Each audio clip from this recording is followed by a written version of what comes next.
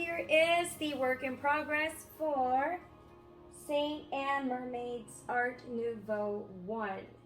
We've got almost every single section completed except for her face, which I'm leaving for last.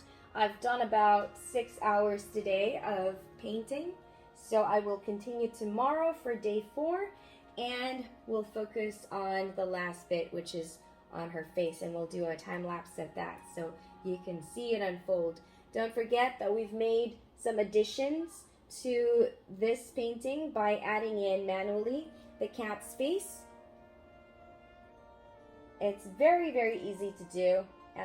It's just a mere dot here and there, some lines here and there, so you guys can practice before you actually start painting on the canvas, just to make sure that your hand movements can make the shapes accurately, but it shouldn't be too difficult.